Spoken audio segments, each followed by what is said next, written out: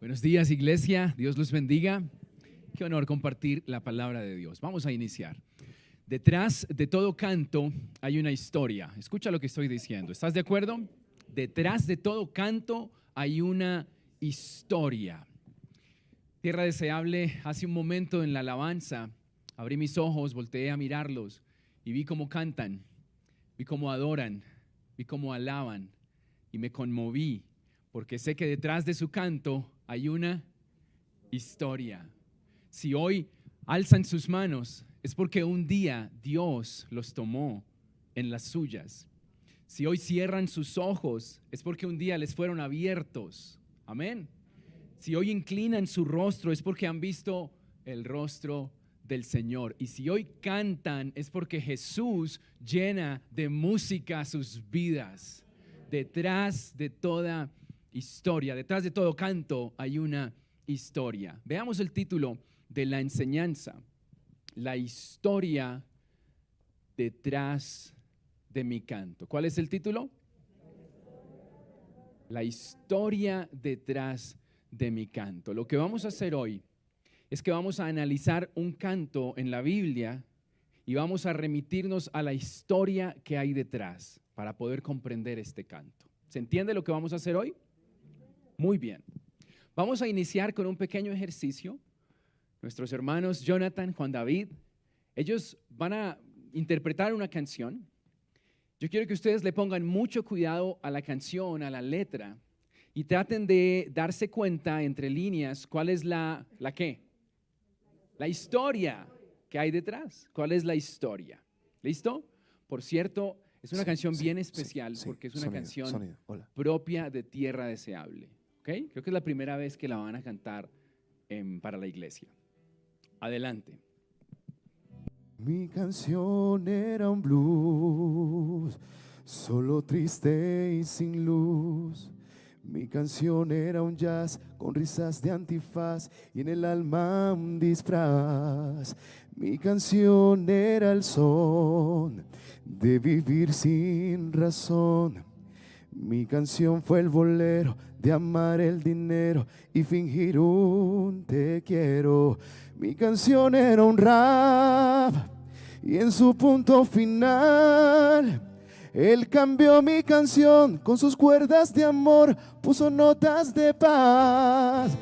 La canción de la cruz, mi vida partió en dos. Es mi clave de sol, la fuerza de mi voz, hoy canto para Dios. Mi canción era un rap y en su punto final él cambió mi canción con sus cuerdas de amor, puso notas de paz. La canción de la cruz, mi vida partió en dos. Es mi clave del sol, la fuerza de mi voz, hoy canto para Dios. Mi canción es Jesús. Mi canción es Jesús. Mi canción es Jesús.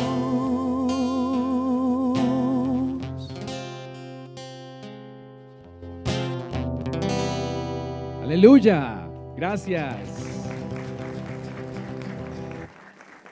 Gracias.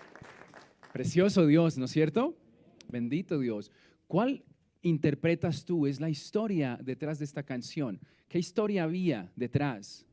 Una historia de tristeza, de soledad. ¿Qué más? ¿Alguien puso cuidado? ¿Qué más? Amar el dinero. ¿Qué más? Mentiras, apariencias. Esa era la historia detrás de la canción. Y al día de hoy, ¿cuál es la canción? ¿Es una canción de qué? ¿Es una canción de gratitud? ¿De qué más? De agradecimiento a Dios, muy bien. De adoración, de paz, de gozo, transformación. Bueno, yo les pregunto, ¿esto es posible? ¿Pasar de una historia de dolor a un canto de amor? ¿O eso solo pasa en las películas y en los cuentos de hadas? ¿Es posible pasar de una historia de decepción a un canto de adoración? Bueno, dejemos que la Biblia nos conteste. Yo no sé si ustedes hoy están viviendo la época de la canción y su vida es una canción para Dios, o si alguno está viviendo los días de la historia y quizá está en dolor, en sufrimiento, en una prueba. Hoy quiero decirle que Jesús puede tomar su historia y convertirla en una canción preciosa para Él. Pero dejemos que la Biblia nos lo cuente. Amén. Vamos entonces juntos a el libro de los Salmos. Vamos a mirar una canción, un canto en el libro de los Salmos. Este es el Salmo 84. Hoy tenemos un buen camino por recorrer. Vamos a cubrir bastante texto, así que los necesito muy concentrados. A mí me dijeron que los de las 6:30 son los más despiertos. ¿Es así? Amén. Bueno, que se vea entonces. Vamos entonces con el Salmo 84. Cuán hermosas son tus moradas, Señor Todopoderoso. Anhelo con el alma los atrios del Señor. Casi agonizo por estar en ellos. Con el corazón, con todo el cuerpo, canto alegre al Dios de la vida.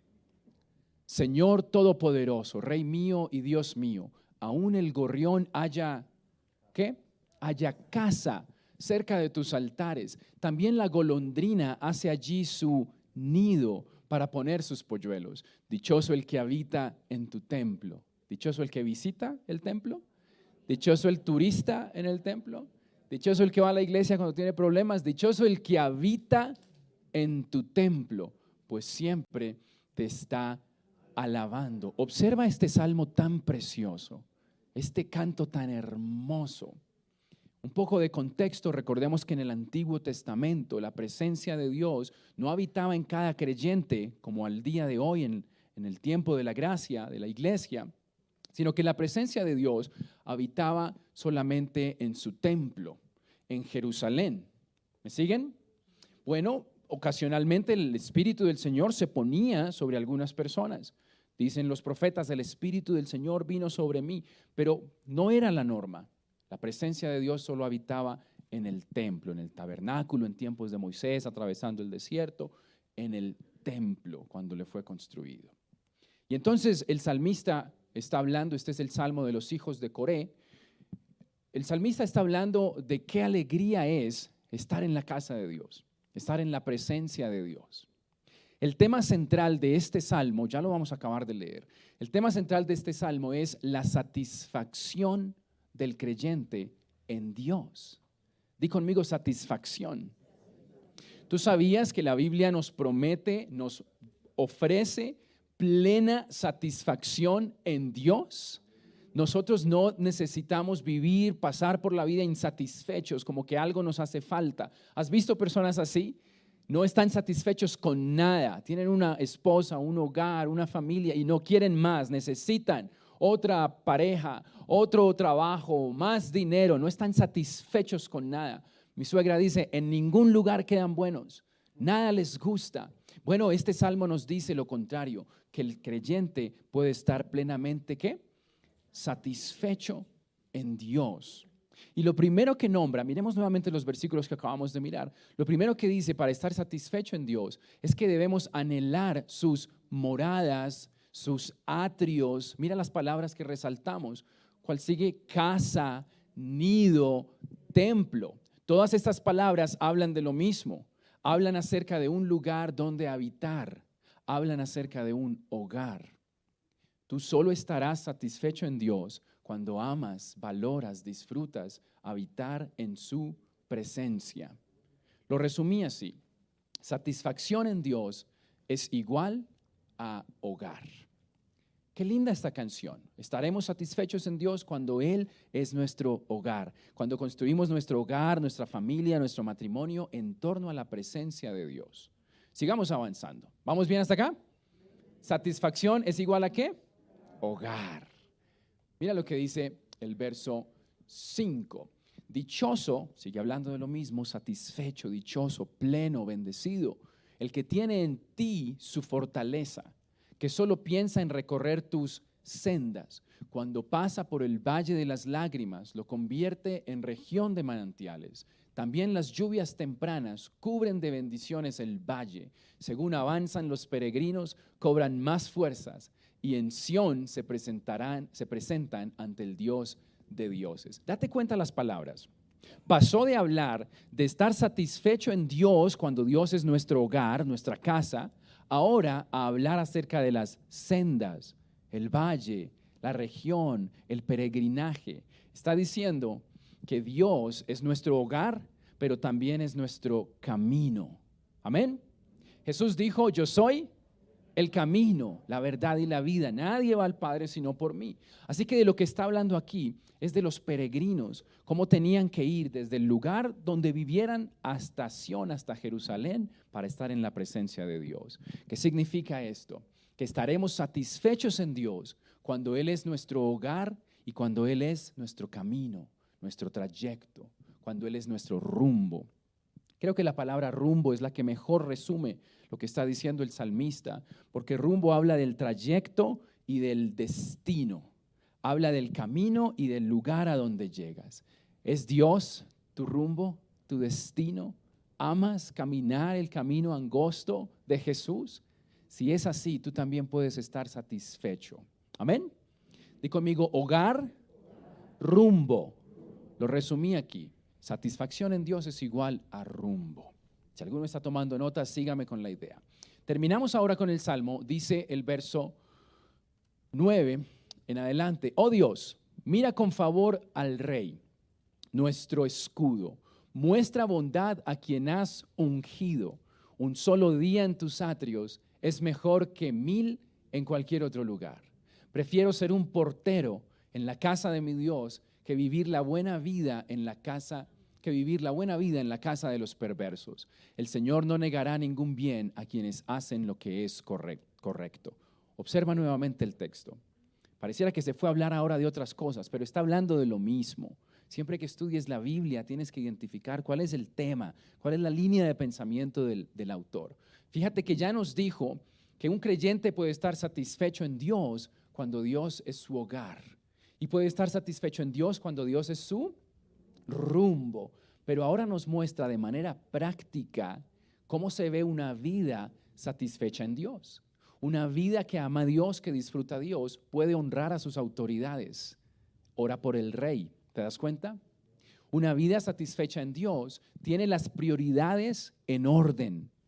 Un solo día en tus atrios es mejor que 1000 días en cualquier otro lugar. Una vida satisfecha en Dios no tiene problema con la posición que Dios le haya puesto en esta vida. Ser un portero en la casa de mi Dios. Él no tenía problema.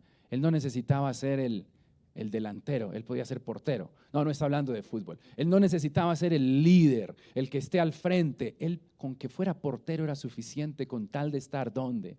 En la casa de Dios. Habla de posición, que vivir la buena vida habla de placeres. No me importan los placeres. Dios es suficiente. Y finalmente de los perversos habla de carácter. Una vida en el orden de Dios no es una vida que busca posición solamente, que busca placeres solamente. Es una vida que pone por encima el carácter. Amén.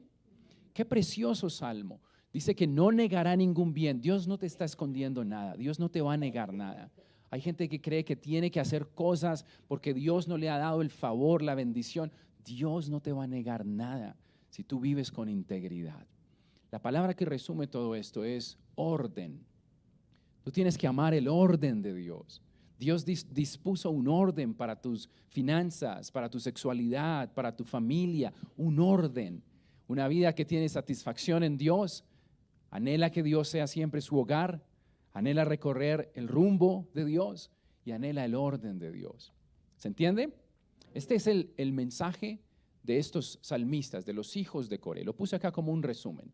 El mensaje de los hijos de Coré es que solo encontrarán satisfacción en Dios quienes aprecian ¿qué?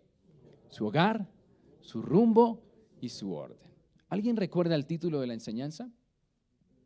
La historia detrás. Ya analizamos la canción. Ahora nos falta mirar cuál es la historia. ¿Quién escribió esto? Los hijos de Coré. ¿Quién fue Coré? Tuvo que ser un líder precioso para dar esos descendientes que escribieran una canción tan hermosa. Tuvo que ser tremendo adorador, tremendo salmista, un hombre que estaba satisfecho con Dios. ¿Será que sí? ¿Recuerdan la historia de Coré? Vamos a estudiarla. ¿Quiénes fueron los hijos de Coré y por qué se escribió este salmo tan hermoso sobre la satisfacción en Dios? Cierto día, Coré, hijo de Izar, quien era descendiente de Coat, hijo de Leví, recuerden que los levitas eran los únicos llamados al servicio en la presencia de Dios, conspiró, ¿cómo así? Con Datán y Abirán, hijos de Eliab, junto con On, hijo de Pelet, de la tribu de Rubén. Ellos provocaron ¿una qué? Espera un momento. Este hombre no está satisfecho. Él está rebelándose contra Moisés. Sigamos leyendo. La que sigue. Moisés le habló de nuevo a Coré. Ahora escuchen, levitas. Te doy un poco de contexto. Este Coré, está Moisés, todo el pueblo de Israel en el desierto, salieron de Egipto y van rumbo a la tierra prometida. Moisés ha sido escogido por Dios para ser el líder, su hermano Aarón para ser el sumo sacerdote. Este hombre, Coré, unos amigos de él y 250 personas más se le unieron para rebelarse contra Moisés y decir, ¿y por qué Moisés? ¿Y por qué él tiene que mandar y no nosotros? Todos podemos ser aquí los líderes. ¿Quién nombró a Moisés? Entonces Moisés le dice, muy sencillo, que sea Dios el que resuelva este asunto. Mañana todos nos vamos a presentar ante Dios con una ofrenda de incienso y que Dios muestre a quién aceptó. Recuerden que los que se presentan ante Dios de manera indigna en el Antiguo Testamento eran consumidos por el fuego, morían inmediatamente. Así que Moisés les dice que sea Dios el que nos diga a quién ha escogido. Ahora Moisés intenta razonar nuevamente con Coré y le dice, Moisés le habló de nuevo a Coré, ahora escuchen, levitas, ¿les parece de poca importancia que el Dios de Israel los escogiera de entre toda la comunidad israelita para estar cerca de él, de manera que sirvan en el tabernáculo del Señor y que estén delante de los israelitas para ministrarles? Mira qué historia tan dolorosa. Ellos, Coré, despreció lo que Dios le había dado. No le fue suficiente el orden de Dios. Dios lo nombró servidor y él quería ser sacerdote. Mira las palabras que sigue diciendo Moisés. Coré él ya les dio este ministerio especial a ti y a tus hermanos levitas. Ahora también reclaman el sacerdocio. En realidad es contra el Señor que tú y tus seguidores se rebelan. Date cuenta de que el salmista, 500 años después, los hijos de Coré, dicen, Señor, bendice al rey David. ¿Por qué? Porque sus antepasados, porque Coré se rebeló contra Moisés. Porque ellos dicen, Señor, prefiero ser portero en tu casa. No me importa la posición. ¿Por qué? Porque su antepasado hizo todo lo contrario. No le fue suficiente ser levita, quería ser el sacerdote. ¿Me siguen la idea? Es la misma historia, pero al revés. La historia detrás de esa canción hermosa del Salmo 84 es una historia de dolor, de rebelión, de insatisfacción con Dios. Miremos un pasaje más en la historia. ¿Cómo termina esto? Luego Moisés mandó llamar a Datán y a Abiram, los hijos de Eliab, pero ellos respondieron, rehusamos presentarnos ante ti. No quisieron ni hablar con Moisés. ¿Por qué no? Dice, ¿no te basta que nos sacaste de Egipto, una tierra donde fluyen la leche y la miel, para matarnos aquí en este desierto y que además ahora nos trates como a tus súbditos? Estos hombres estaban en el desierto, salieron de Egipto y van a un rumbo hermoso, a la tierra prometida, y perdieron el rumbo. Dijeron, ojalá estuviéramos de vuelta en Egipto, nos vamos a morir en este desierto. Te pregunto, ¿por qué crees que los hijos de Coré en el Salmo 84 escribieron esas palabras tan lindas que dicen que cuando el peregrino va avanzando cobra nuevas fuerzas?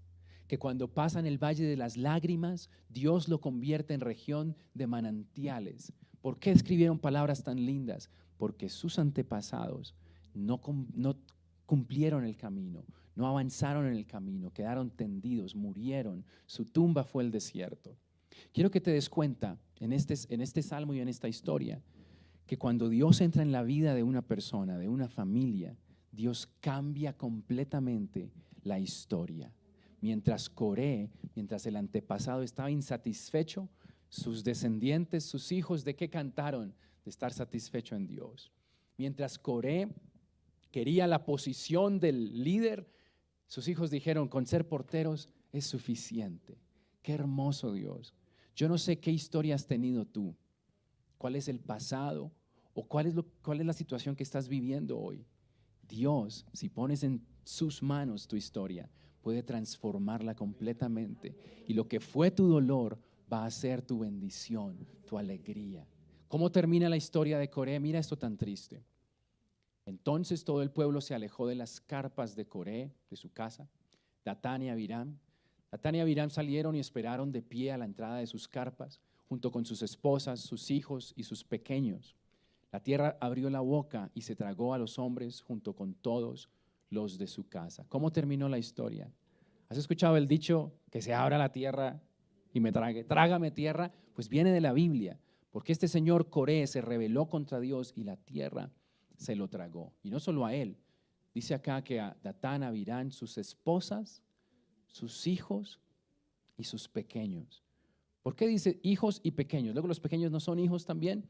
Claro que sí, pero está enfatizando la Biblia que los más indefensos son arrastrados por nuestro pecado, por nuestro egoísmo. Si alguien aquí se ha sentido insatisfecho, es que en este hogar no me valoran, es que estos papás no me entienden. Si alguien está insatisfecho, es que esta iglesia no es la que en donde hay amor.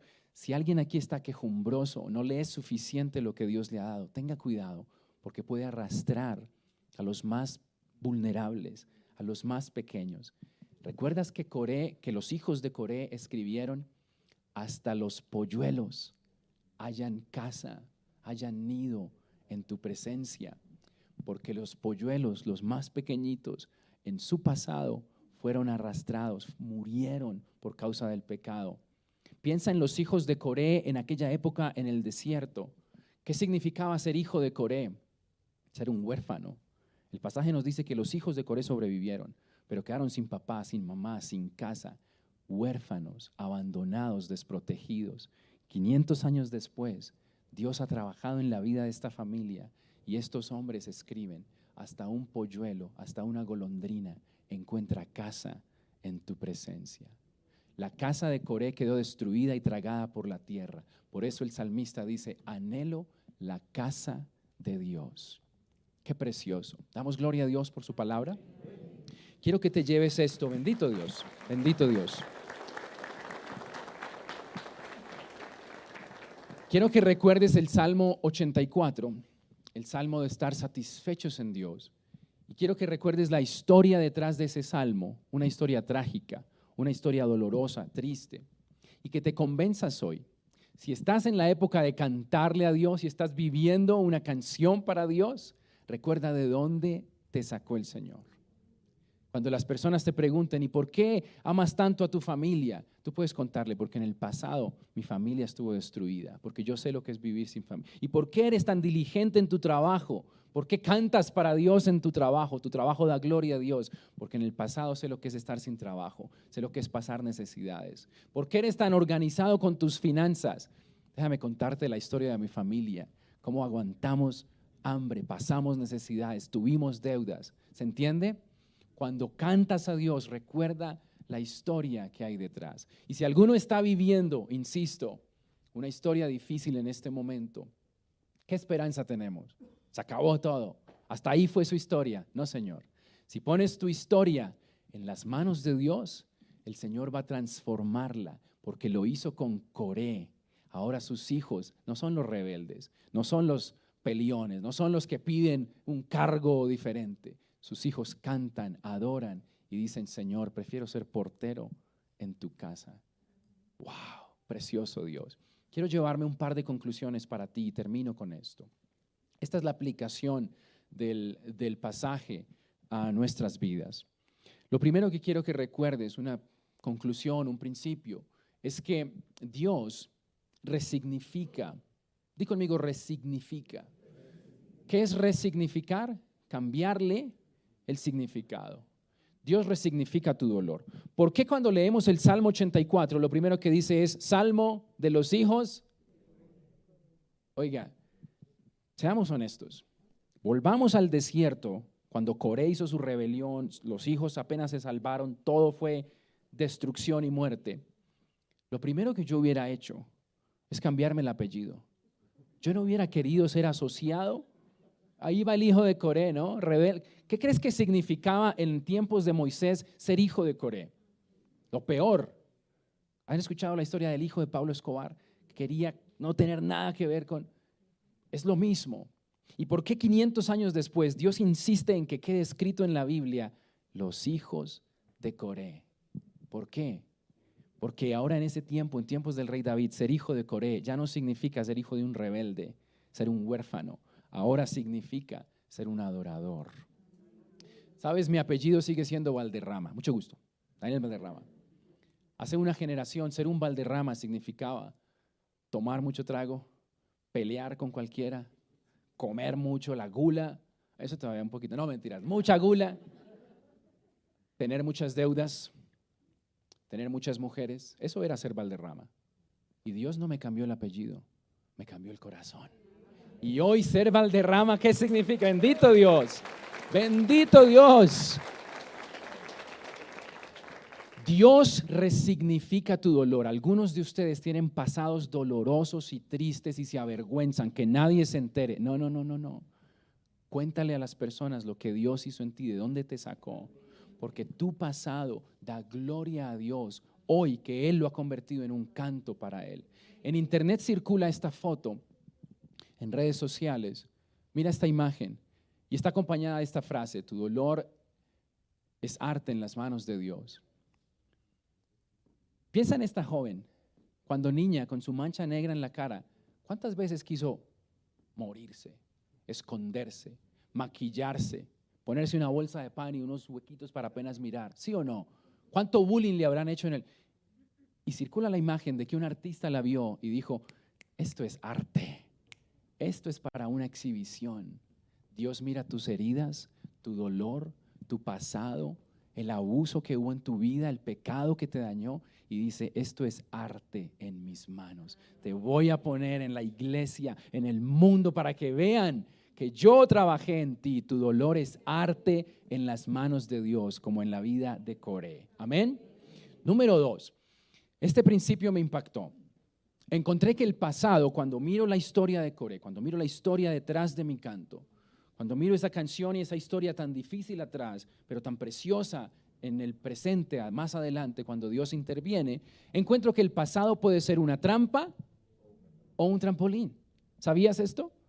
Según la Biblia, mi pasado puede ser una trampa donde quedo muerto y tendido, o un trampolín donde salto y me impulso hacia adelante. Eso fue. Los hijos de Coré pudieron seguir el ejemplo de su padre, y hasta el final se contaría que la familia de Coré es una familia de rebeldes insatisfechos. ¿Y qué se cuenta hoy de la familia de Coré? Que son salmistas. De los 150 salmos, escribieron 11 salmos. Se dedicaron a cantar y adorar a Dios. ¿Y de qué cantaron? ¿De qué temas se inspiraron?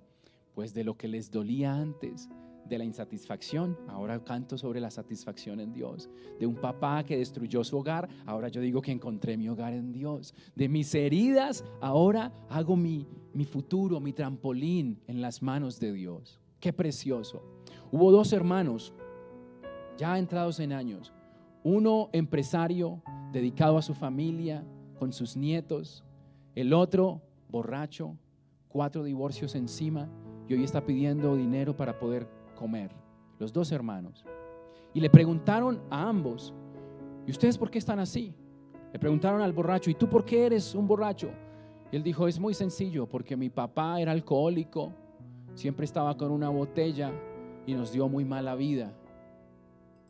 Y le preguntaron al empresario: ¿y tú por qué te ha ido tan bien? ¿Por qué estás dedicado a tu familia y te va bien en todo? Y él dijo: porque mi papá era un borracho, siempre estuvo con una botella y nos dio muy mala vida. El mismo pasado, la misma historia, pero alguien la usó como trampa y otro la usó como trampolín. Conozco gente que no tuvo papá y son unos papás extraordinarios. ¿Por qué? Porque su pasado en las manos de Dios es un trampolín. Precioso Dios. Por último, ahora sí termino con esto.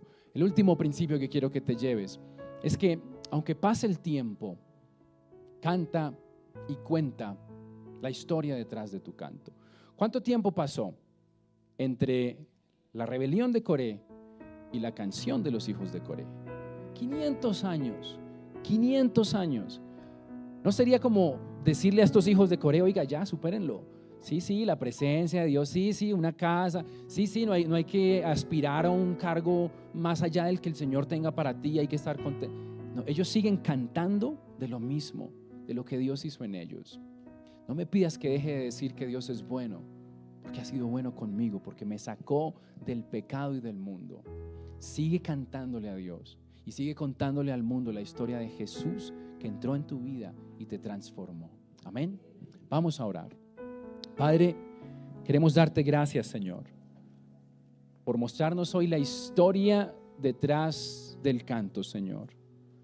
Tierra Deseable ha sido llamada a ser una iglesia de adoración, una iglesia que canta, Señor.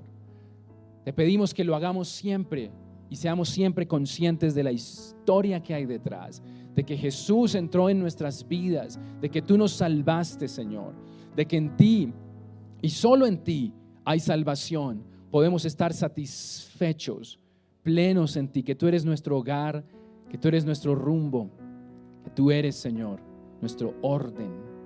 Gracias, Dios. Hoy oro, Señor, por mis hermanos que están viviendo en este momento la historia difícil, la historia dolorosa, y que recuerden que lo que tú estás haciendo es darles material para una canción, para que su vida sea un canto de adoración y de gloria a ti.